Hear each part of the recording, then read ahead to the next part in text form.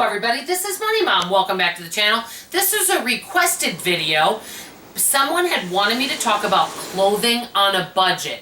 And I wanted to talk about 8 tips. And many of these you may not have heard other places. And actually my daughter kind of inspired me to do this because over the last couple years her clothing style has changed.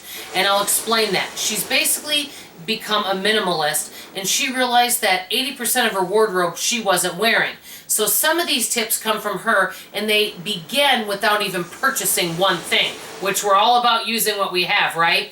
Well, as you know, we're in our bedroom and I know this closet's kind of dark, and as you can see, these are my clothes right over here.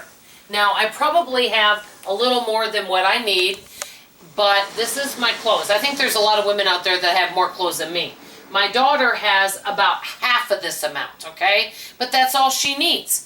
So, these are my tips for clothing on a budget. Let me start. Number 1, first thing to do, pull every single thing out of the closet. See what you have. The reason why is things get stuck or hidden behind other pieces and we forget about some of the clothing that we have. That's number 1.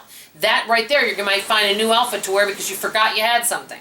Number 2, so, and this is a good one, right? Stay the same weight range, because if you're all over the place, and boy, I'm pointing that finger right back at me, guys. If you stay the same weight range, you're not going to be having to buy all different sizes. Number 3, buy quality. And I'm going to give you an example of this. I bought a pair of pants, and they're back here, from Chico's. To be honest with you, they were kind of expensive. This is when I weighed in the 170s, and I did look better, to be honest. But I had those pants for several years. They're great quality. They were higher cost, but they washed well, and I knew I would probably have them for years to come. So if you buy a few quality pieces, you may have them for 10, 20 years if you stay the same size. So that's by quality rather than quantity. That's number 3. Number 4, if you go to a thrift store, see if they have a boutique section. Not sure if I'm pronouncing that word correctly, but some of them have boutique sections where they have certain clothing designers. Now, I'm not saying all designer clothes are better than other clothes, but some of them are better made and are sturdier and they look well and they lay well. Like my daughter has some things from a thrift store from the boutique section, and they're really good quality clothes with really good stitching, and they wash well, they wear well, and they lay well on you. And that you could get designer clothes at thrift store prices. So look to see if that is possible. Number 5, rotate your clothes so that you're wearing everything. So say if I wore this shirt. Okay, if I've worn this, after this, move it to the back of the closet and then rotate it. That way you're wearing everything you have. And then you realize if some shirt maybe doesn't look good on you or doesn't fit right or something like that, then you could donate that. But this way you're wearing everything rather than only wearing 10% of your most comfortable clothes.